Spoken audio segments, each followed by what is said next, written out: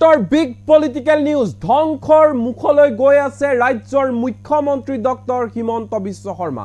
এই অভিযোগ এই মন্তব্য কৰিছে অসম মহিলা কংগ্ৰেছৰ সভানেত্ৰী মীৰা বৰঠাকুৰে। মীৰা বৰঠাকুৰৰ ফালৰ পৰা কোৱা হৈছে এজন পুৰুষৰ সফলতাৰ আঁৰত যিদৰে এগৰাকী মহিলা থাকে ঠিক একেধৰণে সেই পুৰুষৰ ধ্বংসৰ আঁৰতো থাকে এগৰাকী মহিলা। ঠিক একেধৰণৰ কথা হ'বলৈ গৈ আছে হিমন্ত বিশ্ব শৰ্মাৰ ক্ষেত্ৰত। মুখ্যমন্ত্ৰী হিমন্ত বিশ্ব শৰ্মাৰ ধ্বংসৰ মূলতে হৈছে হিমন্ত বিশ্ব শৰ্মাৰ পত্নী ৰিণিকী ভূঞা শৰ্মা। আৰু ৰিণিকী ভূঞা শৰ্মাৰ বাবে ধ্বংসৰ দিশে গৈ আছে অসমৰ মুখ্যমন্ত্ৰী হিমন্ত বিশ্ব শৰ্মা। এই মুহূৰ্তত জনাইছো বিগ পলিটিক্যাল নিউজ। মুখ্যমন্ত্ৰী ডক্টৰ হিমন্ত বিশ্ব শৰ্মাৰ ধ্বংস হ'বলৈ গৈ থকাৰ মূলতে পত্নী ৰিণিকী ভূঞা শৰ্মা। মুখ্যমন্ত্ৰী ডক্টৰ হিমন্ত বিশ্ব শৰ্মাৰ ভোক লাগিছে। পৰিবাৰক সন্তুষ্ট কৰিবলৈ আইন প্ৰস্তুত কৰিছে হিমন্ত বিশ্ব শৰ্মাই। পৰিবাৰে ধন সম্পত্তি গ্ৰাস কৰি হিমন্ত বিশ্ব শৰ্মাৰ ধ্বংস মাতিছে আৰু ধ্বংসৰ গৰাহলৈ গৈ আছে হিমন্ত বিশ্ব শৰ্মা। কংগ্ৰেছ শাসনত আহিলে হিমন্ত বিশ্ব শৰ্মাৰ পত্নী ৰিণিকী ভূঞা শৰ্মাৰ সকলো সম্পত্তিৰ হিচাপ কৰিব। মুখ্যমন্ত্ৰী হিমন্ত বিশ্ব শৰ্মাৰ বিৰুদ্ধে এনেধৰণে আক্ৰমণাত্মক ৰূপত দেখিবলৈ পোৱা গ'ল অসম মহিলা কংগ্ৰেছৰ সভানেত্ৰী মীৰা বৰঠাকুৰক। মীৰা বৰঠাকুৰৰ ফালৰ পৰা কোৱা হৈছে যে হিমন্ত বিশ্ব শৰ্মা ৰোগত আক্ৰান্ত। হিমন্ত বিশ্ব শৰ্মাৰ বেমাৰ হৈছে, ভালদৰে টোপনি নাযায় হিমন্ত বিশ্ব শৰ্মা। হিমন্ত বিশ্ব শৰ্মা মানসিকভাৱে অস্থিৰ হৈ পৰিছে। সেইবাবে হিমন্ত বিশ্ব শৰ্মা বৰ্তমান সময়ছোৱাত জিৰণিৰ খুবেই প্ৰয়োজন। হিমন্ত বিশ্ব শৰ্মাৰ ভোক লাগিলে মাটি কিনি পেলায়। হিমন্ত বিশ্ব শৰ্মাৰ বিৰুদ্ধে এনেধৰণে বিস্ফোৰক অভিযোগ উত্থাপন কৰিছে অসম মহিলা কংগ্ৰেছৰ সভানেত্ৰী মীৰা বৰঠাকুৰে। কেৱল ইমানেই নহয়, মীৰা বৰঠাকুৰৰ ফালৰ পৰা কোৱা হৈছে যি ধৰণে এজন পুৰুষৰ সফলতাৰ আঁৰত এগৰাকী মহিলা থাকে ঠিক একেধৰণে এজন পুৰুষৰ ধ্বংসৰ আঁৰতো এগৰাকী মহিলা থাকে। তেনে ক্ষেত্ৰত হিমন্ত বিশ্ব শৰ্মাৰ ক্ষেত্ৰতো একেই কথা একেই বাক্য প্ৰযোজ্য হ'বলৈ গৈ আছে। মুখ্যমন্ত্ৰী হিমন্ত বিশ্ব শৰ্মা যি ধৰণে ধ্বংসৰ মুখলৈ গৈ আছে, ধ্বংসৰ দিশে গৈ আছে, ইয়াৰ আঁৰত আছে হিমন্ত বিশ্ব শৰ্মাৰ পৰিবাৰ অৰ্থাৎ হিমন্ত বিশ্ব শৰ্মাৰ পত্নী ৰিণিকী ভূঞা শৰ্মাৰ বাবে হিমন্ত বিশ্ব শৰ্মা ধ্বংসৰ দিশে গৈ আছে। এনেধৰণে মন্তব্য প্ৰকাশ কৰিছে সংবাদ মাধ্যমৰ সন্মুখত অসম মহিলা কংগ্ৰেছৰ সভানেত্ৰী মীৰা বৰঠাকুৰে। এই মুহূৰ্তত মীৰা বৰঠাকুৰৰ মন্তব্য আমাৰ লগত আছে, কি কৈছে শুনো। কিডনি বেয়া হয় বুলি কৈছে মুখ্যমন্ত্ৰী চাগে ক'ৰবাত মাছৰ চিণ্ডিকেটৰ লগত চাগে বেলেগ চিণ্ডিকেটৰ লগত কথা পাতিছে, লগত গোটেই চিণ্ডিকেটৰ চৰ্দাৰ কেইজন আছে। গতিকে হিমন্ত বিশ্ব শৰ্মা ডাঙৰীয়া এসময়ৰ আমাৰ একেলগে আমি কাম কৰিছিলোঁ, শুভাকাংক্ষী হিচাপে মই কৈছোঁ তেখেতক ৰেষ্ট আৰু চিকিৎসাৰ প্ৰয়োজন হৈছে। নহ'লে তেওঁ মই কোৱা কথা নহয়, তেওঁ নিজে কৈছে যে বলীয়া কুকুৰক জগাই নল'ব, এইটো মই কোৱা কথা নহয়। গতিকে তেওঁ ছুপাৰমেন নহয় মুখ্যমন্ত্ৰী। গতিকে মুখ্যমন্ত্ৰী বৰ্তমান অলপ ৰেষ্টৰ প্ৰয়োজন হৈছে। ৰাতি ৩টা বজালৈকে কাম কৰি তেতিয়াহ'লে সুস্থিৰভাৱে চিন্তা কৰিব পৰা হোৱা নাই। তেওঁ হিন্দু মিয়া, আগতে বদৰ মুখ্যমন্ত্ৰী হ'ব বুলি টাৰ্ম কাৰ্ড চলাইছিলে, এতিয়া মিয়া মিয়া ক'বলৈ বিচাৰিছে। অসমৰ ৰাইজে বুজি পাইছে এতিয়া এইবোৰ আৰু টাৰ্ম কাৰ্ড নচলে। গতিকে হিমন্ত বিশ্ব শৰ্মাক বিশ্ৰামৰ প্ৰয়োজন হৈছে। দেখিবলৈ গৈছে এই কথাটোত আপুনি নৈ কৰিব নোৱাৰে। বাহিৰৰ মাছ, বাহিৰৰ কণী, আমাৰ ইয়াৰ পৰাও বস্তু গৈ আছে। এইটোতো এটা মানে আপোনাৰ ছিষ্টেম, ইকনমিক ব্লকেট আপুনি কৰিব নোৱাৰে। আৰু যিহেতুকে ছাপ্লাই আৰু ডিমাণ্ডটোৰ ওপৰত, ছাপ্লাইৰ ওপৰত গোটেইটো হৈছে ইকনমিক্স। গতিকে বাহিৰৰ পৰা মাছ আহি আছে, আমাৰ বস্তু বাহিৰলৈ গৈ আছে, সেইটোত কোনো কথা ক'বলগীয়া নাই। ফৰ্মেলিনযুক্ত মাছ যিটো আহিছে তাক বন্ধ কৰিব লাগে। কিন্তু এতিয়া ফৰ্মেলিন আছে নে নাই নে ফৰ্মেলিনৰ কথা কৈ পেলাই তেওঁলোকে চিণ্ডিকেটৰ ৰেটটো কিমান বঢ়ালে, এই কথাবিলাকহে চিন্তা কৰিব লাগে। গতিকে মুখ্যমন্ত্ৰীয়ে নিজৰ হাল এৰি শিয়াল খেদিছে। মুখ্যমন্ত্ৰীয়ে ৰাজধৰ্ম পালন কৰাৰ পৰিৱৰ্তে তেওঁ বদৰৰ দিন হাৰাৰ পিছদিনাখনৰ পৰাই তেওঁ অস্থিৰ এটা অৱস্থা হৈ গৈছে যে এইবাৰ তেওঁ মানুহক ভয় খুৱাবলৈ মিয়া মিয়াও কোৱা বাদে বেলেগ কোনো অত্যন্তৰ টাৰ্ম কাৰ্ড নাই। কাৰণ গোটেই সম্পত্তিবিলাক যে ৰিণিকী ভূঞাৰ নামত দিলে, এই কথাবিলাক তেওঁ অকপতে শ্লিপ অফ টাং ওলাই গ'ল। ওলাই যোৱাৰ লগে লগে অসমৰ ৰাইজে যে সম্পত্তিৰ হিচাপ ল'ব, কংগ্ৰেছ চৰকাৰ আহিলে যে হিমন্ত বিশ্ব শৰ্মাৰ পত্নীৰ যে সম্পত্তিৰ যে তদন্ত হ'ব, এই কথাবিলাক গম পোৱাৰ কাৰণে মানসিক সন্তুলন হেৰাইছে আৰু সেয়ে তেওঁ মানে আবুল তাবুল বকিবলৈ লৈছে। মই এতিয়াও তেখেতক কৈছোঁ যে তেওঁ আমাৰ ব্যক্তিগত মানে শত্ৰু নহয়, গতিকে তেখেতক মই কৈছোঁ বিশ্ৰাম লওক। মাটি কিনিব নোৱাৰিব এটা বিশেষ সম্প্ৰদায়ৰ লোকে মাজুলী ভূমি আইনটো কি হ'ব? ৰিণিকী ভূঞা যে 17 বিঘা মাটি ল'লে, গতিকে হিমন্ত বিশ্ব শৰ্মাৰ আইনবিলাক যিবিলাক আহে অকল ভূমি আইনৰ কথা কিয় কৈছে? এতিয়া কৈছে ল'ৰা ছোৱালীয়ে বিয়া পাতিলে 6 মাহৰ আগত তেওঁক ক'ব লাগিব। মই মুখ্যমন্ত্ৰীক কৈছোঁ 16,000 পদৰ কাৰণে 32 লাখ ল'ৰা ছোৱালীয়ে চাকৰি বিচাৰি হাবাথুৰি খাইছে। বিয়া পাতিলে 6 মাহৰ আগত ক'ব। বিয়া পাতিবলৈ অৰ্থ পকেটত যে যুৱক সমাজৰ যে পকেট খালী, পকেটত সংস্থাপন কেতিয়া দিব? অৰ্থনৈতিক স্বাৱলম্বিতা কেতিয়া আহিব? তেওঁ আইনবিলাক এনেই বহি বহি কয়। এই মংগেৰী লাল কি হচিন স্বপ্নে এখন চিৰিয়েল আছিলে, এই ভাবি পেলাই যিকোনো কথা কৈ দিয়ে।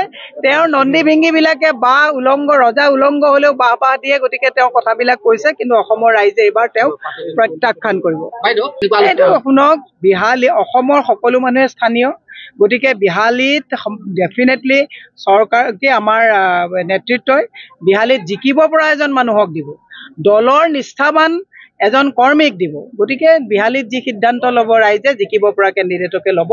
আৰু এইবাৰ আমাৰ সকলোৱে এটা কথা টঙালি বান্ধিছে, কেণ্ডিডেট যাকেই নিদিয়ক সকলোৱে তেওঁক জয়ী কৰাবৰ কাৰণে পুৰা প্ৰস্তুতি। সেইটো তেওঁলোকে জানিব, কিন্তু কংগ্ৰেছ দল এটা আজিৰ তাৰিখত কংগ্ৰেছ দলৰ প্ৰতি ৰাইজো আকৃষ্ট হৈছে। কংগ্ৰেছ দলৰ ভেটি CPIM-তকৈ কম নহয়। গতিকে এতিয়া ঐক্যবদ্ধত কি হ'ব কি নহ'ব মই সেইটো কথা নকওঁ, কাৰণ মই ক'বৰ কাৰণে মই অথৰাইজ নহয়। কিন্তু কংগ্ৰেছ দলে যিকোনো এটা সমষ্টিত ইলেকশ্যন খেলিলে 30,000ৰ পৰা ষ্টাৰ্ট হয়। চাওক, মই সেইটো আমাৰ নেতৃবৰ্গই ক'ব, কিন্তু কথাটো হৈছে যে বিজেপি ভ্ৰষ্টাচাৰী দুৰাচাৰী এই চৰকাৰখনক উৎখাত কৰিবলগীয়া হ'লে ঐক্যবদ্ধভাৱে আমি নিৰ্বাচন খেলিব লাগিব। কংগ্ৰেছৰ ভেটি আজিও সুদৃঢ়, গতিকে কংগ্ৰেছৰ লগত সকলোৱে মিলাপ্ৰীতিৰে থাকি আমাৰ বিৰোধী ঐক্য মঞ্চই এজন প্ৰাৰ্থীক প্ৰাৰ্থিত্ব দিলে জয়ী কৰালে ভাল হ'ব বুলি মোৰ বিশ্বাস। বদৰুদ্দিন আজমল ডাঙৰীয়াৰ কথা পাতি লাভ নাই। তেওঁ আৰু এতিয়া বয়সো হ'ল, আৰু তেওঁ এতিয়া আৰু এতিয়া তেওঁ ক'ত ইনভেষ্টমেণ্ট কৰি থৈছিল হিমন্ত বিশ্ব শৰ্মাৰ লগত, সেইবিলাকৰ হিচাপ নিকাচৰ কাৰণে হয়তো কথাত বহিছে। ৰাজনৈতিক স্থিতি তেওঁৰ নাই। তেওঁ বিধায়কসকলে এতিয়া দল ক'ত যাব তাৰ কাৰণে তেওঁ চিন্তা চৰ্চা কৰি আছে। মুখ্যমন্ত্ৰী কিডনী বেয়া হয় বুলি কৈছে। মুখ্যমন্ত্ৰী চাগে ক'ৰবাত মাছৰ চিণ্ডিকেটৰ লগত চাগে বেলেগ চিণ্ডিকেটৰ লগত কথা পাতিছে, লগত গোটেই চিণ্ডিকেটৰ চৰ্দাৰ কেইজন আছে। গতিকে হিমন্ত বিশ্ব শৰ্মা ডাঙৰীয়া এসময়ৰ আমাৰ একেলগে আমি কাম কৰিছিলোঁ, শুভাকাংক্ষী হিচাপে মই কৈছোঁ, তেখেতক ৰেষ্ট আৰু চিকিৎসাৰ প্ৰয়োজন হৈছে। নহ'লে তেওঁ মই কোৱা কথা নহয়, তেওঁ নিজে কৈছে যে বলীয়া কুকুৰক জগাই নল'ব, এইটো মই কোৱা কথা নহয়। গতিকে তেওঁ ছুপাৰমেন নহয় মুখ্যমন্ত্ৰী। গতিকে মুখ্যমন্ত্ৰীক বৰ্তমান অলপ ৰেষ্টৰ প্ৰয়োজন হৈছে। ৰাতি 3টা বজালৈকে কাম কৰি তেতিয়াহ'লে সুস্থিৰভাৱে চিন্তা কৰিব পৰা হোৱা নাই। তেওঁ হিন্দু মিয়া, আগতে বদৰ মুখ্যমন্ত্ৰী হ'ব বুলি টাৰ্ম কাৰ্ড চলাইছিলে, এতিয়া মিয়া ক'বলৈ বিচাৰিছে। অসমৰ ৰাইজে বুজি পাইছে এতিয়া এইবোৰ আৰু টাৰ্ম কাৰ্ড নচলে। গতিকে হিমন্ত বিশ্ব শৰ্মাক বিশ্ৰামৰ প্ৰয়োজন হৈছে। এই কথাটোত আপুনি নুই কৰিব নোৱাৰে। বাহিৰৰ মাছ, বাহিৰৰ কণী, আমাৰ ইয়াৰ পৰাও বস্তু গৈ আছে। এইটোতো এটা আপোনাৰ ছিষ্টেম, ইকনমিক ব্লকেট আপুনি কৰিব নোৱাৰে। আৰু যিহেতুকে ছাপ্লাই আৰু ডিমাণ্ডটোৰ ওপৰত, ছাপ্লাইৰ ওপৰত গোটেইটো ইকনমিক্স। গতিকে বাহিৰৰ পৰা মাছ আহি আছে, আমাৰ বস্তু বাহিৰলৈ গৈ আছে, সেইটোত কোনো কথা ক'বলগীয়া নাই। ফৰ্মেলিনযুক্ত মাছ যিটো আহিছে তাক বন্ধ কৰিব লাগে। কিন্তু এতিয়া ফৰ্মেলিন আছে নে নাই, নে ফৰ্মেলিনৰ কথা কৈ পেলাই তেওঁলোকে চিণ্ডিকেটৰ ৰেটটো কিমান বঢ়ালে, এই কথাবিলাকহে চিন্তা কৰিব লাগে। গতিকে মুখ্যমন্ত্ৰীয়ে নিজৰ হাল এৰি শিয়াল খেদিছে। মুখ্যমন্ত্ৰীয়ে ৰাজধৰ্ম পালন কৰাৰ পৰিৱৰ্তে তেওঁ বদৰুদ্দিন হাৰাৰ পিছদিনাখনৰ পৰাই তেওঁ অস্থিৰ এটা অৱস্থা হৈ গৈছে যে এইবাৰ তেওঁ মানুহক ভয় খুৱাবলৈ মিয়া কোৱা বাদে বেলেগ কোনো অত্যন্তৰ টাৰ্ম কাৰ্ড নাই। কাৰণ গোটেই সম্পত্তিবিলাক যে ৰিণিকী ভূঞাৰ নামত দিলে, এই কথাবিলাক তেওঁ অকপতে শ্লিপ অফ টাং ওলাই গ'ল।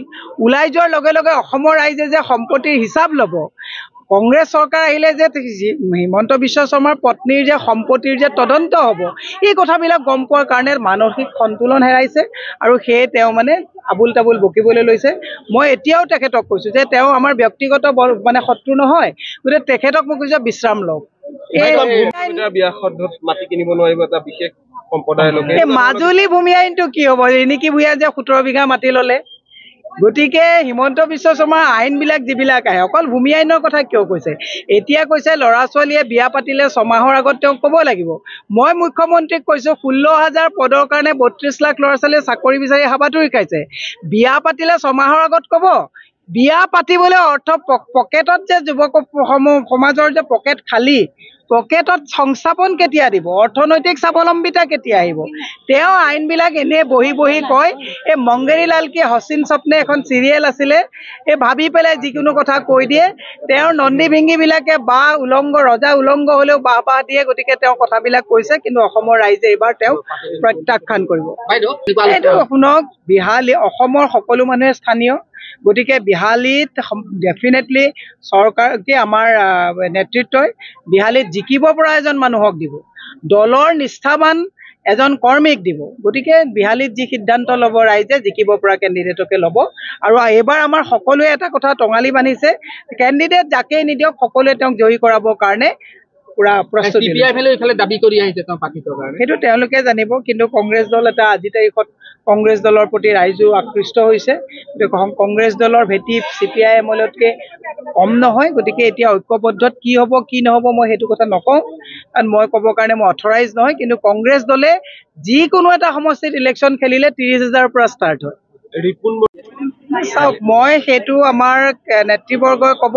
কিন্তু কথাটো হৈছে যে বিজেপি ভ্ৰষ্টাচাৰী দুৰাচাৰী এই চৰকাৰখনক উৎখাত কৰিবলগীয়া হ'লে ঐক্যবদ্ধভাৱে আমি নিৰ্বাচন খেলিব লাগিব। কংগ্ৰেছৰ ভেটি আজিও সুদৃঢ়। গতিকে কংগ্ৰেছৰ লগত সকলোৱে মিলাপ্ৰীতিৰে থাকি আমাৰ বিৰোধী ঐক্য মঞ্চই এজন প্ৰাৰ্থীক প্ৰাৰ্থিত্ব দিলে, জয়ী কৰালে ভাল হ'ব বুলি মোৰ বিশ্বাস। বদৰুদ্দিন আজমল ডাঙৰীয়াৰ কথা পাতি লাভ নাই। তেওঁ আৰু এতিয়া বয়সো হ'ল, আৰু তেওঁ এতিয়া আৰু এতিয়া তেওঁ ক'ত ইনভেষ্টমেণ্ট কৰি থৈছিল হিমন্ত বিশ্ব শৰ্মাৰ লগত, সেইবিলাকৰ হিচাপ নিকাচৰ কাৰণে হয়তো কথাত বহিছে। ৰাজনৈতিক স্থিতি তেওঁৰ নাই। তেওঁ বিধায়কসকলে এতিয়া দল ক'ত যাব তাৰ কাৰণে তেওঁ চিন্তা চৰ্চা কৰি আছে। মুখ্যমন্ত্ৰীৰ কিডনী বেয়া হয় বুলি কৈছে। মুখ্যমন্ত্ৰী চাগে ক'ৰবাত মাছৰ চিণ্ডিকেটৰ লগত চাগে বেলেগ চিণ্ডিকেটৰ লগত কথা পাতিছে, লগত গোটেই চিণ্ডিকেটৰ চৰ্দাৰ কেইজন আছে। গতিকে হিমন্ত বিশ্ব শৰ্মা ডাঙৰীয়া এসময়ৰ আমাৰ একেলগে আমি কাম কৰিছিলোঁ, শুভাকাংক্ষী হিচাপে মই কৈছোঁ, তেখেতক ৰেষ্ট আৰু চিকিৎসাৰ প্ৰয়োজন হৈছে। নহ'লে তেওঁ মই কোৱা কথা নহয়। তেওঁ নিজে কৈছে যে বলীয়া কুকুৰক জগাই নল'ব, এইটো মই কোৱা কথা নহয়। গতিকে তেওঁ ছুপাৰমেন নহয় মুখ্যমন্ত্ৰী। গতিকে মুখ্যমন্ত্ৰীক বৰ্তমান অলপ ৰেষ্টৰ প্ৰয়োজন হৈছে। ৰাতি 3টা বজালৈকে কাম কৰি তেতিয়াহ'লে সুস্থিৰভাৱে চিন্তা কৰিব পৰা হোৱা নাই। তেওঁ হিন্দু মিয়া, আগতে বদৰ মুখ্যমন্ত্ৰী হ'ব বুলি টাৰ্ম কাৰ্ড চলাইছিলে, এতিয়া মিয়া ক'বলৈ বিচাৰিছে। অসমৰ ৰাইজে বুজি পাইছে এতিয়া এইবোৰ আৰু টাৰ্ম কাৰ্ড নচলে। গতিকে হিমন্ত বিশ্ব শৰ্মাক বিশ্ৰামৰ প্ৰয়োজন হৈছে। এই কথাটোত আপুনি নুই কৰিব নোৱাৰে। বাহিৰৰ মাছ, বাহিৰৰ কণী, আমাৰ ইয়াৰ পৰাও বস্তু গৈ আছে। এইটোতো এটা আপোনাৰ ছিষ্টেম, ইকনমিক ব্লকেট আপুনি কৰিব নোৱাৰে। আৰু যিহেতুকে ছাপ্লাই আৰু ডিমাণ্ডটোৰ ওপৰত, ছাপ্লাইৰ ওপৰত গোটেইটো ইকনমিক্স। গতিকে বাহিৰৰ পৰা মাছ আহি আছে, আমাৰ বস্তু বাহিৰলৈ গৈ আছে, সেইটোত কোনো কথা ক'বলগীয়া নাই। ফৰ্মেলিনযুক্ত মাছ যিটো আহিছে তাক বন্ধ কৰিব লাগে। কিন্তু এতিয়া ফৰ্মেলিন আছে নে নাই, নে ফৰ্মেলিনৰ কথা কৈ পেলাই তেওঁলোকে চিণ্ডিকেটৰ ৰেটটো কিমান বঢ়ালে, এই কথাবিলাকহে চিন্তা কৰিব লাগে। গতিকে মুখ্যমন্ত্ৰীয়ে নিজৰ হাল এৰি শিয়াল খেদিছে। মুখ্যমন্ত্ৰীয়ে ৰাজধৰ্ম পালন কৰাৰ পৰিৱৰ্তে তেওঁ বদৰুদ্দিন হাৰাৰ পিছদিনাখনৰ পৰাই তেওঁ অস্থিৰ এটা অৱস্থা হৈ গৈছে যে এইবাৰ তেওঁ মানুহক ভয় খুৱাবলৈ মিয়া কোৱা বাদে বেলেগ কোনো অত্যন্তৰ টাৰ্ম কাৰ্ড নাই। কাৰণ গোটেই সম্পত্তিবিলাক যে ৰিণিকী ভূঞাৰ নামত দিলে, এই কথাবিলাক তেওঁ অকপতে শ্লিপ অফ টাং ওলাই গ'ল। ওলাই যোৱাৰ লগে লগে অসমৰ ৰাইজে যে সম্পত্তিৰ হিচাপ ল'ব, কংগ্ৰেছ চৰকাৰ আহিলে যে হিমন্ত বিশ্ব শৰ্মাৰ পত্নীৰ যে সম্পত্তিৰ যে তদন্ত হ'ব, এই কথাবিলাক গম পোৱাৰ কাৰণে মানসিক সন্তুলন হেৰাইছে। আৰু সেয়ে তেওঁ আবুল তাবুল বকিবলৈ লৈছে। মই এতিয়াও তেখেতক কৈছোঁ যে তেওঁ আমাৰ ব্যক্তিগত শত্ৰু নহয়। গতিকে তেখেতক মই কৈছোঁ বিশ্ৰাম লওক। মাটি কিনিব নোৱাৰিব এটা বিশেষ সম্প্ৰদায়ৰ লোকে। মাজুলী ভূমি আইনটো কি হ'ব? ৰিণিকী ভূঞা যে 17 বিঘা মাটি ল'লে। গতিকে হিমন্ত বিশ্ব শৰ্মাৰ আইনবিলাক যিবিলাক আহে, অকল ভূমি আইনৰ কথা কিয় কৈছে? এতিয়া কৈছে ল'ৰা ছোৱালীয়ে বিয়া পাতিলে 6 মাহৰ আগত তেওঁক ক'ব লাগিব। মই মুখ্যমন্ত্ৰীক কৈছোঁ 16,000 পদৰ কাৰণে 32 লাখ ল'ৰা ছোৱালীয়ে চাকৰি বিচাৰি হাবাথুৰি খাইছে। বিয়া পাতিলে 6 মাহৰ আগত ক'ব। বিয়া পাতিবলৈ অৰ্থ পকেটত যে যুৱক সমাজৰ যে পকেট খালী, পকেটত সংস্থাপন কেতিয়া দিব, অৰ্থনৈতিক স্বাৱলম্বিতা কেতিয়া আহিব। তেওঁ আইনবিলাক এনেই বহি বহি কয়। এই মংগেৰী লাল কি হচিন স্বপ্নে এখন চিৰিয়েল আছিলে, এই ভাবি পেলাই যিকোনো কথা কৈ দিয়ে। তেওঁৰ নন্দী ভিংগীবিলাকে বাহ উলংগ, ৰজা উলংগ হ'লেও বাহ দিয়ে। গতিকে তেওঁ কথাবিলাক কৈছে, কিন্তু অসমৰ ৰাইজে এইবাৰ তেওঁক প্ৰত্যাখ্যান কৰিব। এইটো শুনক, অসমৰ সকলো মানুহে স্থানীয়। গতিকে বিহালীত ডেফিনেটলি চৰকাৰ কি আমাৰ নেতৃত্বই বিহালীত জিকিব পৰা এজন মানুহক দিব, দলৰ নিষ্ঠাবান এজন কৰ্মীক দিব। গতিকে বিহালীত যি সিদ্ধান্ত ল'ব ৰাইজে, জিকিব পৰা কেণ্ডিডেটকে ল'ব। আৰু এইবাৰ আমাৰ সকলোৱে এটা কথা টঙালি বান্ধিছে, কেণ্ডিডেট যাকেই নিদিয়ক সকলোৱে তেওঁক জয়ী কৰাবৰ কাৰণে পুৰা প্ৰস্তুতি। দাবী কৰি আহিছে তেওঁ পাতিবৰ কাৰণে, সেইটো তেওঁলোকে জানিব। কিন্তু কংগ্ৰেছ দল এটা আজি তাৰিখত কংগ্ৰেছ দলৰ প্ৰতি ৰাইজো আকৃষ্ট হৈছে। কংগ্ৰেছ দলৰ ভেটি CPIM-তকৈ কম নহয়। গতিকে এতিয়া ঐক্যবদ্ধত কি হ'ব কি নহ'ব মই সেইটো কথা নকওঁ, কাৰণ মই ক'বৰ কাৰণে মই অথৰাইজ নহয়। কিন্তু কংগ্ৰেছ দলে যিকোনো এটা সমষ্টিত ইলেকশ্যন খেলিলে 30,000ৰ পৰা ষ্টাৰ্ট হয়। চাওক, মই সেইটো আমাৰ নেতৃবৰ্গই ক'ব। কিন্তু কথাটো হৈছে যে বিজেপি ভ্ৰষ্টাচাৰী দুৰাচাৰী এই চৰকাৰখনক উৎখাত কৰিবলগীয়া হ'লে ঐক্যবদ্ধভাৱে আমি নিৰ্বাচন খেলিব লাগিব। কংগ্ৰেছৰ ভেটি আজিও সুদৃঢ়। গতিকে কংগ্ৰেছৰ লগত সকলোৱে মিলাপ্ৰীতিৰে থাকি আমাৰ বিৰোধী ঐক্য মঞ্চই এজন প্ৰাৰ্থীক প্ৰাৰ্থিত্ব দিলে, জয়ী কৰালে ভাল হ'ব বুলি মোৰ বিশ্বাস। বদৰুদ্দিন আজমল ডাঙৰীয়াৰ কথা পাতি লাভ নাই। তেওঁ আৰু এতিয়া বয়সো হ'ল, আৰু তেওঁ এতিয়া আৰু এতিয়া তেওঁ ক'ত ইনভেষ্টমেণ্ট কৰি থৈছিল হিমন্ত বিশ্ব শৰ্মাৰ লগত, সেইবিলাকৰ হিচাপ নিকাচৰ কাৰণে হয়তো কথাত বহিছে। ৰাজনৈতিক স্থিতি তেওঁৰ নাই। তেওঁ বিধায়কসকলে এতিয়া দল ক'ত যাব তাৰ কাৰণে তেওঁ চিন্তা চৰ্চা কৰি আছে। মুখ্যমন্ত্ৰীৰ কিডনী বেয়া হয় বুলি কৈছে। মুখ্যমন্ত্ৰী চাগে ক'ৰবাত মাছৰ চিণ্ডিকেটৰ লগত চাগে বেলেগ চিণ্ডিকেটৰ লগত কথা পাতিছে। লগত গোটেই চিণ্ডিকেটৰ চৰ্দাৰ কেইজন আছে। গতিকে হিমন্ত বিশ্ব শৰ্মা ডাঙৰীয়া এসময়ৰ আমাৰ একেলগে আমি কাম কৰিছিলোঁ, শুভাকাংক্ষী হিচাপে মই কৈছোঁ তেখেতক ৰেষ্ট আৰু চিকিৎসাৰ প্ৰয়োজন হৈছে। নহ'লে তেওঁ মই কোৱা কথা নহয়। তেওঁ নিজে কৈছে যে বলীয়া কুকুৰক জগাই নল'ব, এইটো মই কোৱা কথা নহয়। গতিকে তেওঁ ছুপাৰমেন নহয় মুখ্যমন্ত্ৰী। গতিকে মুখ্যমন্ত্ৰীক বৰ্তমান অলপ ৰেষ্টৰ প্ৰয়োজন হৈছে। ৰাতি 3টা বজালৈকে কাম কৰি তেতিয়াহ'লে সুস্থিৰভাৱে চিন্তা কৰিব পৰা হোৱা নাই। তেওঁ হিন্দু মিয়া, আগতে বদৰ মুখ্যমন্ত্ৰী হ'ব বুলি টাৰ্ম কাৰ্ড চলাইছিলে, এতিয়া মিয়া ক'বলৈ বিচাৰিছে। অসমৰ ৰাইজে বুজি পাইছে এতিয়া এইবোৰ আৰু টাৰ্ম কাৰ্ড নচলে। গতিকে হিমন্ত বিশ্ব শৰ্মাক বিশ্ৰামৰ প্ৰয়োজন হৈছে। এই কথাটোত আপুনি নুই কৰিব নোৱাৰে। বাহিৰৰ মাছ, বাহিৰৰ কণী, আমাৰ ইয়াৰ পৰাও বস্তু গৈ আছে। এইটোতো এটা আপোনাৰ ছিষ্টেম, ইকনমিক ব্লকেট আপুনি কৰিব নোৱাৰে। আৰু যিহেতুকে ছাপ্লাই আৰু ডিমাণ্ডটোৰ ওপৰত, ছাপ্লাইৰ ওপৰত গোটেইটো হৈছে ইকনমিক্স। গতিকে বাহিৰৰ পৰা মাছ আহি আছে, আমাৰ বস্তু বাহিৰলৈ গৈ আছে, সেইটোত কোনো কথা ক'বলগীয়া নাই। ফৰ্মেলিনযুক্ত মাছ যিটো আহিছে তাক বন্ধ কৰিব লাগে। কিন্তু এতিয়া ফৰ্মেলিন আছে নে নাই, নে ফৰ্মেলিনৰ কথা কৈ পেলাই তেওঁলোকে চিণ্ডিকেটৰ ৰেটটো কিমান বঢ়ালে, এই কথাবিলাকহে চিন্তা কৰিব লাগে। গতিকে মুখ্যমন্ত্ৰীয়ে নিজৰ হাল এৰি শিয়াল খেদিছে। মুখ্যমন্ত্ৰীয়ে ৰাজধৰ্ম পালন কৰাৰ পৰিৱৰ্তে তেওঁ বদৰুদ্দিন হাৰাৰ পিছদিনাখনৰ পৰাই তেওঁ অস্থিৰ এটা অৱস্থা হৈ গৈছে যে এইবাৰ তেওঁ মানুহক ভয় খুৱাবলৈ মিয়া কোৱা বাদে বেলেগ কোনো অত্যন্তৰ টাৰ্ম কাৰ্ড নাই। কাৰণ গোটেই সম্পত্তিবিলাক যে ৰিণিকী ভূঞাৰ নামত দিলে, এই কথাবিলাক তেওঁ অকপতে শ্লিপ অফ টাং ওলাই গ'ল। ওলাই যোৱাৰ লগে লগে অসমৰ ৰাইজে যে সম্পত্তিৰ হিচাপ ল'ব, কংগ্ৰেছ চৰকাৰ আহিলে যে হিমন্ত বিশ্ব শৰ্মাৰ পত্নীৰ যে সম্পত্তিৰ যে তদন্ত হ'ব, এই কথাবিলাক গম পোৱাৰ কাৰণে মানসিক সন্তুলন হেৰাইছে। আৰু সেয়ে তেওঁ আবুল তাবুল বকিবলৈ লৈছে। মই এতিয়াও তেখেতক কৈছোঁ যে তেওঁ আমাৰ ব্যক্তিগত শত্ৰু নহয়। গতিকে তেখেতক মই কৈছোঁ বিশ্ৰাম লওক।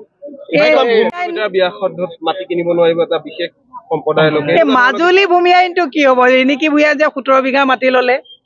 গতিকে হিমন্ত বিশ্ব শৰ্মাৰ আইনবিলাক যিবিলাক আহে, অকল ভূমি আইনৰ কথা কিয় কৈছে? এতিয়া কৈছে ল'ৰা ছোৱালীয়ে বিয়া পাতিলে 6 মাহৰ আগত তেওঁক ক'ব লাগিব। মই মুখ্যমন্ত্ৰীক কৈছোঁ 16,000 পদৰ কাৰণে 32 লাখ ল'ৰা ছোৱালীয়ে চাকৰি বিচাৰি হাবাথুৰি খাইছে। বিয়া পাতিলে 6 মাহৰ আগত ক'ব। বিয়া পাতিবলৈ অৰ্থ পকেটত যে যুৱক সমাজৰ যে পকেট খালী, পকেটত সংস্থাপন কেতিয়া দিব? অৰ্থনৈতিক স্বাৱলম্বিতা কেতিয়া আহিব? তেওঁ আইনবিলাক এনেই বহি কয়। এই মংগেৰী লাল কি হচিন স্বপ্নে এখন চিৰিয়েল আছিলে, এই ভাবি পেলাই যিকোনো কথা কৈ দিয়ে। তেওঁৰ নন্দী ভিংগীবিলাকে ৰজা উলংগ হ'লেও বাহ দিয়ে। গতিকে তেওঁ কথাবিলাক কৈছে, কিন্তু অসমৰ ৰাইজে এইবাৰ তেওঁক প্ৰত্যাখ্যান কৰিব। এইটো শুনক, অসমৰ সকলো মানুহে স্থানীয়। গতিকে বিহালীত ডেফিনেটলি চৰকাৰ আমাৰ নেতৃত্বই বিহালীত জিকিব পৰা এজন মানুহক দিব, দলৰ নিষ্ঠাবান এজন কৰ্মীক দিব। গতিকে বিহালীত যি সিদ্ধান্ত ল'ব ৰাইজে, জিকিব পৰা কেণ্ডিডেটকে ল'ব। আৰু এইবাৰ আমাৰ সকলোৱে এটা কথা টঙালি বান্ধিছে, কেণ্ডিডেট যাকেই নিদিয়ক সকলোৱে তেওঁক জয়ী কৰাবৰ কাৰণে পুৰা প্ৰস্তুতি। দাবী কৰি আহিছে তেওঁ পাতিবৰ কাৰণে, সেইটো তেওঁলোকে জানিব। কিন্তু কংগ্ৰেছ দল এটা আজি তাৰিখত কংগ্ৰেছ দলৰ প্ৰতি ৰাইজো আকৃষ্ট হৈছে। কংগ্ৰেছ দলৰ ভেটি CPIM-তকৈ কম নহয়। গতিকে এতিয়া ঐক্যবদ্ধত কি হ'ব কি নহ'ব মই সেইটো কথা নকওঁ, কাৰণ মই ক'বৰ কাৰণে মই অথৰাইজ নহয়। কিন্তু কংগ্ৰেছ দলে যিকোনো এটা সমষ্টিত ইলেকশ্যন খেলিলে 30,000ৰ পৰা ষ্টাৰ্ট হয়। চাওক মই সেইটো আমাৰ নেতৃবৰ্গই ক'ব, কিন্তু কথাটো হৈছে যে বিজেপি ভ্ৰষ্টাচাৰী দুৰাচাৰী এই চৰকাৰখনক উৎখাত কৰিবলগীয়া হ'লে ঐক্যবদ্ধভাৱে আমি নিৰ্বাচন খেলিব লাগিব। কংগ্ৰেছৰ ভেটি আজিও সুদৃঢ়, গতিকে কংগ্ৰেছৰ লগত সকলোৱে মিলাপ্ৰীতিৰে থাকি আমাৰ বিৰোধী ঐক্য মঞ্চই এজন প্ৰাৰ্থীক প্ৰাৰ্থিত্ব দিলে জয়ী কৰালে ভাল হ'ব বুলি মোৰ বিশ্বাস। বদৰুদ্দিন আজমল ডাঙৰীয়াৰ কথা পাতি লাভ নাই, তেওঁ আৰু এতিয়া বয়সো হ'ল আৰু তেওঁ এতিয়া আৰু এতিয়া তেওঁ ক'ত ইনভেষ্টমেণ্ট কৰি থৈছিল হিমন্ত বিশ্ব শৰ্মাৰ লগত, সেইবিলাকৰ হিচাপ নিকাচৰ কাৰণে হয়তো কথাত বহিছে। ৰাজনৈতিক স্থিতি তেওঁৰ নাই, তেওঁ বিধায়কসকলে এতিয়া দল ক'ত যাব তাৰ কাৰণে তেওঁ চিন্তা চৰ্চা কৰি আছে। মুখ্যমন্ত্ৰীৰ কিডনী বেয়া হয় বুলি কৈছে। মুখ্যমন্ত্ৰী চাগে ক'ৰবাত মাছৰ চিণ্ডিকেটৰ লগত চাগে বেলেগ চিণ্ডিকেটৰ লগত কথা পাতিছে, লগত গোটেই চিণ্ডিকেটৰ চৰ্দাৰ কেইজন আছে।